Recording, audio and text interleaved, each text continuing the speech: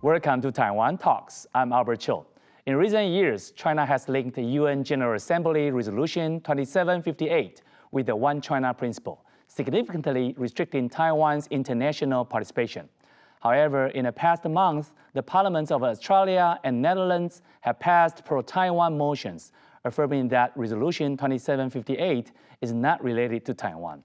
U.S. Deputy Secretary of State Kurt Campbell also pointed out that China has used Resolution 2758 as a diplomatic tool to undermine Taiwan's rights.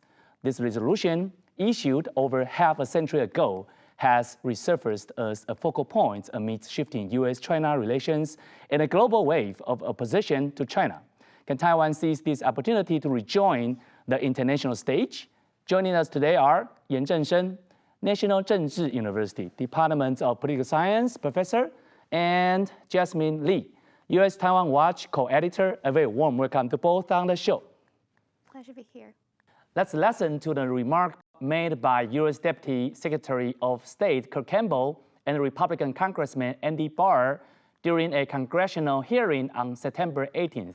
This was the first time Campbell expressed his stance on Resolution 2758, presenting the latest U.S. position on this resolution. Can you clarify the U.S. position on China using it to claim that Taiwan is part of China when, in fact, while it does address Chiang Kai-shek, it's silent on Taiwan's status?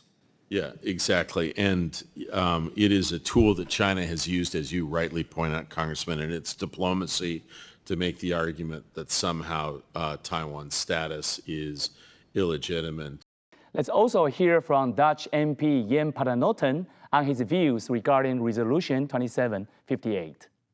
VN-resolutie 2758 wordt misbruikt om vertegenwoordiging van Taiwan in de internationale gemeenschap te blokkeren. Het is tijd om te zorgen dat wij uitspreken met zoveel mogelijk democratische landen dat we dat isolement niet willen en dat we de deur weer open willen zetten naar deelname van Taiwan in die internationale organisaties. On the other hand, the Chinese side puts forward a different view.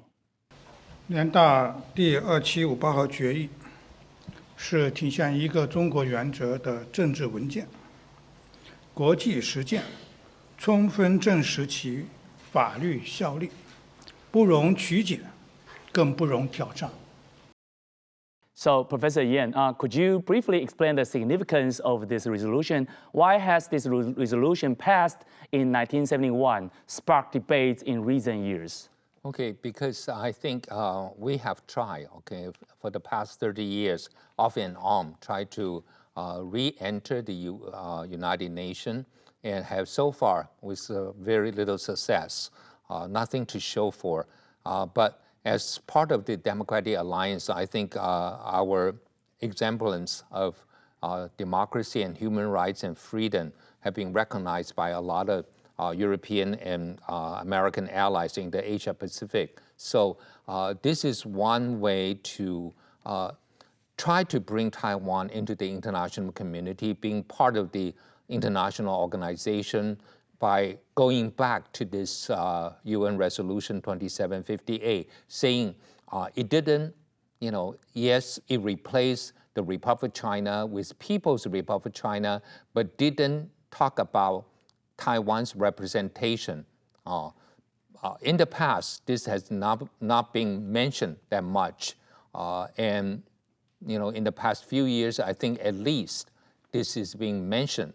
But I don't think we should be very optimistic about Taiwan returning to the UN in the near future because it takes a lot of time. It takes a lot of members of the UN to support Taiwan in order for this to become first an important issue to be discussed, and then you need all those votes, okay? So I think this is one thing that we are happy for, but at the same time, we should not be, too optimistic, thinking that because of what Kurt Campbell said or what, Australia or Netherlands representative talking about this issue that we will be in the UN next year or in the near future. It takes very long time. Professor Yan, let's put the political reality aside at the first step. I would like to clarify the meaning of this resolution because, we have, we just learned so many countries, the national leaders, even their delegates, expressed openly that this resolution has nothing to do with Taiwan being able or has the capability to join international organization in the future. It simply said back to when in 1971 was that the Chiang Kai-shek regime was replaced by the CCP representation, right? Because even this part was little noticed and little discussed, but now it brought to the front burner. So what's your response to that? Well, but here we have this big question. If we believe that Taiwan's representation in the international organization has not been discussed or mentioned, but in the beginning of this resolution, the introduction of the resolution, if you go to the AIT website, this talk about, this General Assembly passed a resolution which stated that PRC is the only legitimate government of China. The resolution replaced ROC with the PRC, okay?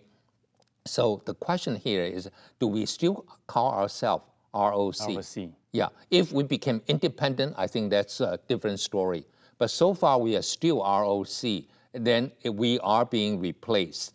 And then you have the Secretary General of the UN, including Guterres, and also previously Moon, Secretary Moon, they all, Pan Ki-moon, they all mentioned that Taiwan being part of China. So you have to overcome this first hurdle is with the Secretary General there.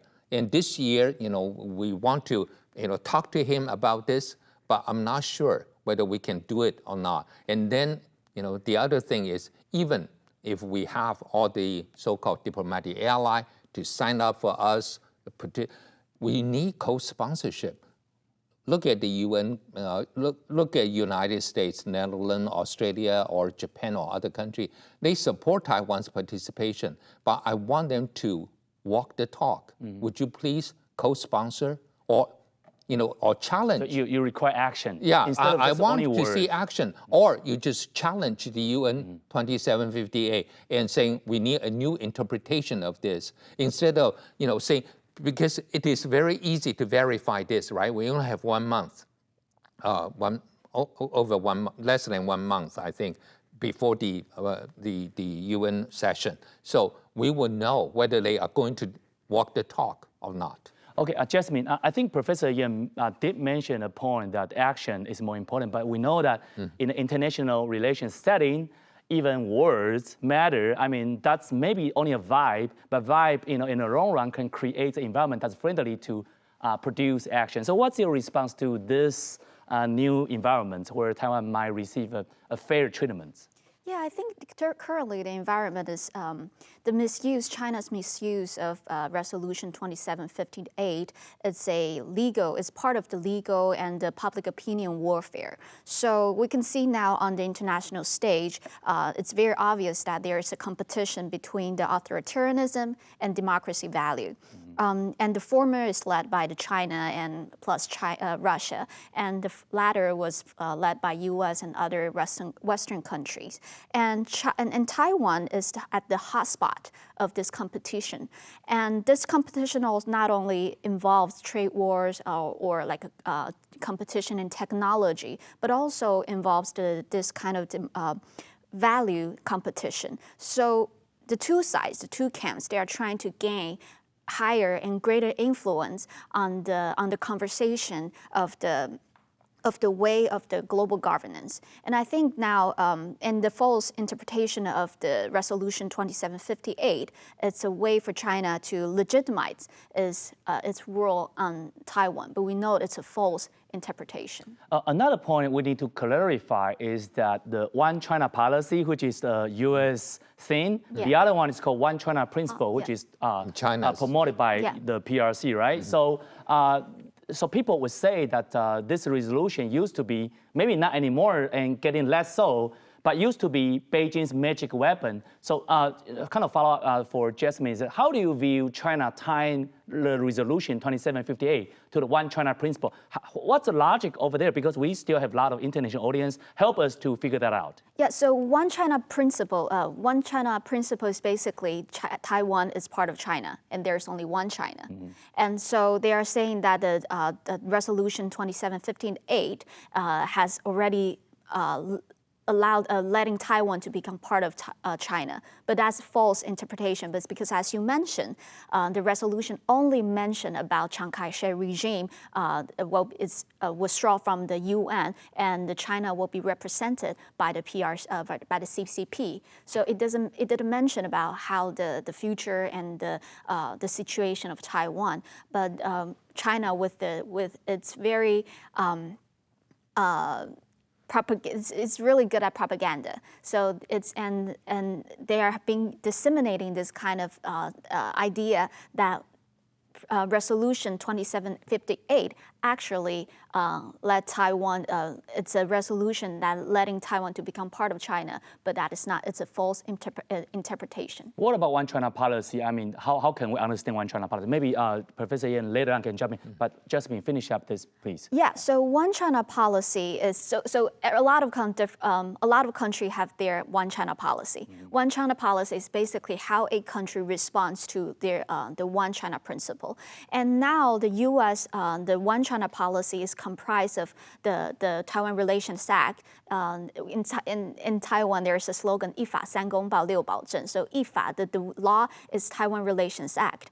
三公报, the three communicates, and six assurance that was signed during the Reagan administrations. So this three parts comprise of this one China policy. Right, Professor Yan, so like, because for the United States, it is said that, I mean, officially, this is the diplomatic acknowledgement, not recognition of the political divide between, ROC and PRC. So do we see any change, chemistry out there now?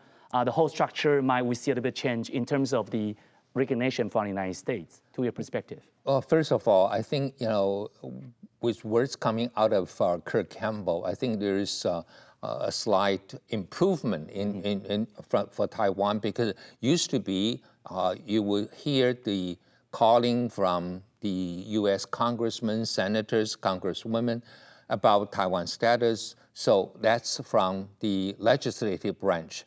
But from the executive branch, I think this is a new one. But still, every time there is a issue about Taiwan, then you will hear either President Biden or Secretary State Blinken will say something like this: U.S. one China the one China policy remains, and then U.S.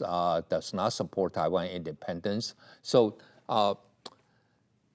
in other words, I hear a lot of talks, but for so many years, I still remember what my senator in Alaska at the time, Frank Murkowski, his daughter is right now the senator of Alaska. In 1990s, when I was still a professor there, I interviewed him about Taiwan's return to the United Nations. And he said, hey, you can do whatever you want to lobby the U.S. to help you, but the shortest route is still through Beijing. In other words, I think, unless we have the acquiescence of Beijing, it would be very difficult. If Beijing decides to oppose Taiwan's participation, or even as an observer in the United Nations, it will be very difficult for Taiwan to return to this organization, because it does have more diplomatic allies. It has a lot of third world countries. And even if we made some progress, if it became an important issue, just like we tried before to prevent PRC from becoming members of the UN, we make it, the important issue instead of so you need 2/3 majority.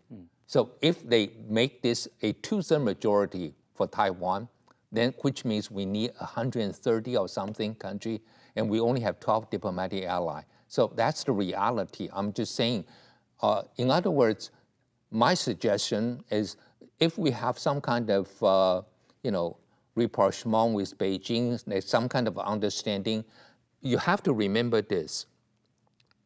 Soviet Union, at the time,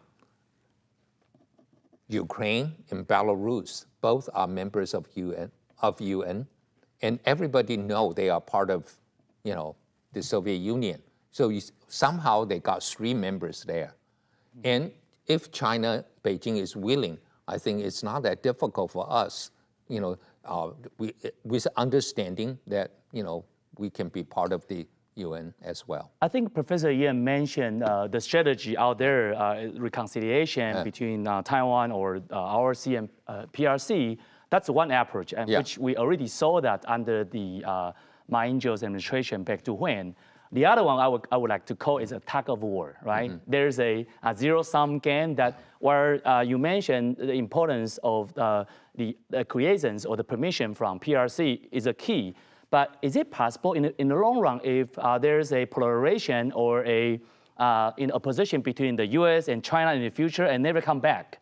And maybe the power or the momentum will be on the sides of democracies. I wonder whether that's gonna change because it's all about power, right? Yeah, so I haven't seen that in the third world right now. That's my problem. Okay. Yeah, because, if you look at Africa, right? China has an edge in Africa over the U.S., and then you look at some of the country just went through the military coup.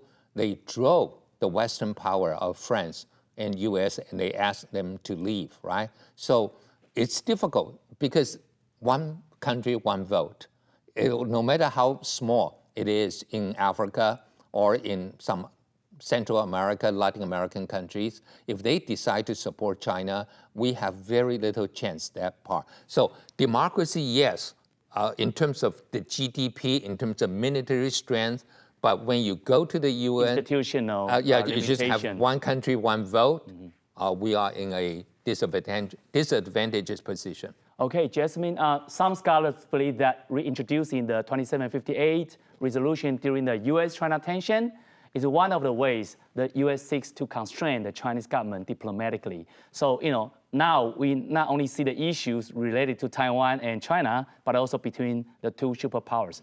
What's your view on this? Yeah, I think for EU and Japan is definitely very important allies because they share the same value as we do. So definitely we need to strengthen relations with the EU and Japan. But at the same time, I think we do need to, as Professor Yan mentioned, there's a lot of difficulties for Taiwan to either rejoin or to join the international organizations, and we need to recognize China is a permanent member of the UN Security Council, so it has the power, it has the rights to veto on issues. And also China has immense influence within in the UN system. So we're seeing right now the world, as I mentioned, now we can see the competition between authoritarianism and democratic values.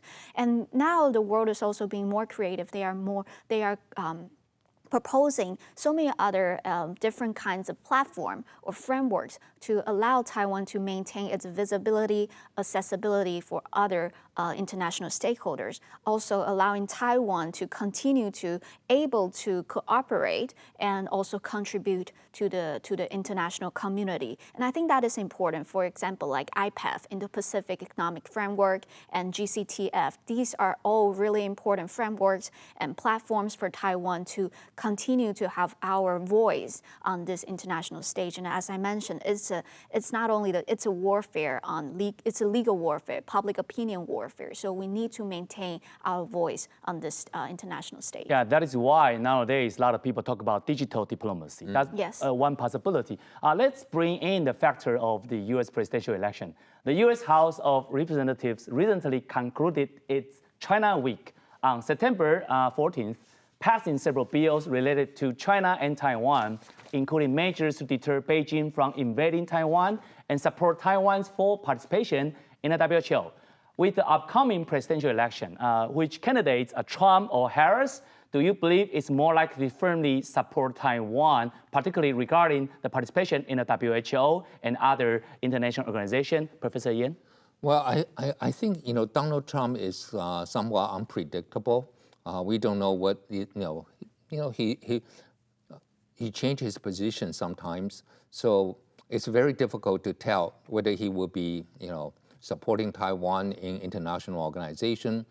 If his so-called, transactional diplomacy, he felt that he need to deal with China, then he probably will, set Taiwan aside. Who knows? On the other hand, I think Kamala Harris will follow the traditional route of, maybe Biden and, so also her new Secretary of State or National Security Advisor look more like a little Blinken in terms of their value, in terms of their worldview. So I don't see any change there. But I would prefer Harris only because I think if he, somehow steer away from Taiwan, the value of Taiwan, and then we have a very strong Republican congressmen, senators who support Taiwan will be able to check, the change of policy.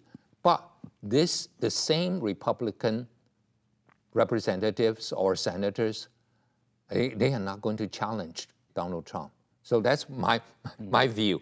The Democratic congressman and senator and Republican one as well, they will be a check and balance for help, preventing Taiwan being betrayed or something.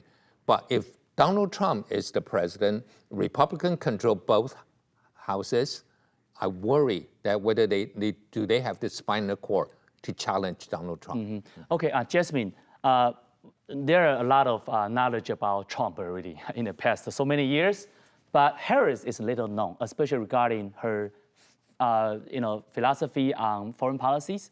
So what's your observation of her if she is elected? I would say she's now trying to tell everybody that she will be a Biden 2.0, and we understand that Biden, he has a very long experience in international affairs, but this is not the expertise of Harris. So I believe that Harris, she will count a lot on her foreign aid. And so I think what we need to do is to observe who will be her foreign aid. And just to add something on to Trump, I think he's not a fan of international organizations. He's not a fan of multilateralism, let's say it in this way.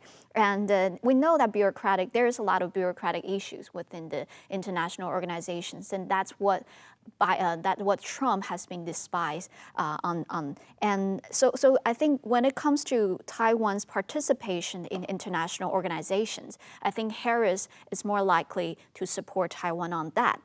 But Trump, as Professor Yan also mentioned, he's very unpredictable. And sometimes this unpredictability may open up some of the spaces for Taiwan. For example, his phone call to former President Tsai Ing-wen, and also during his term, they removed the internal regulation within the State Department. That's a huge progress of U.S.-Taiwan relations. So his unpredictability, and is not really like the typical establishment diplomat, the way of doing things. I think that will actually also open up some of the space for Taiwan. So I think for both administrations, there will be different kinds of opportunity presented to Taiwan. Right. I would like to reframe the question a little bit in terms of multilateralism versus unilateralism, because Trump, it's a one-on-one type of diplomacy that worked sometimes. For example, to constrain China, constrain Xi Jinping and even Kim Jong-un, right? But also on the other hand, the multilateralism, which would be viewed as establishment that we are used to, right? In the past, the democratic governments used that a lot. So Jasmine, just answer me briefly, please. Like what approach do you think it's better for Taiwan, for Taiwan's security? I think we need to let China to understand if you invade or you make had a blockade on Taiwan, it's not only U.S. but also other countries will also have retaliation on you. So I think we need to make this kind of the cost for China to be higher in order to form this kind of deterrence. But at the same time, I agree with you. Sometimes I wouldn't like the Trump's way of strongman leadership. Sometimes it also helps to counter the other strongman. So I think there's pros and cons, and Taiwan has their wisdom to make use of this. Professor Yan? Well, I really think Donald Trump is his interests, his family's interests, his party's interests first, America first, and then Taiwan. So we have to take that into consideration. What worries me a little bit is when he talk about Taiwan not, paying too much enough for the, defense, or he will call, protection kind of, fee to ensure our support of from the U.S. But the question here is, the insurance is always like you have a policy. If we bought this policy, we are guaranteed, what kind of compensation we're going to get. So in case of a military conflict in Taiwan Strait, I want to know under what conditions you're going to compensate us, going to help us, right? Instead of strategic ambiguity. Just like Jessamine mentioned, Donald Trump has this, we call crazy man, syndrome. That might help sometimes because he is so unpredictable, you don't know what to do. So that might help to prevent China from using force against Taiwan because you never know what he's going to do. Okay, Professor Yan and Jasmine, thank you for your great insights. Thank you. Like our show, subscribe to Taiwan Talks. See you soon.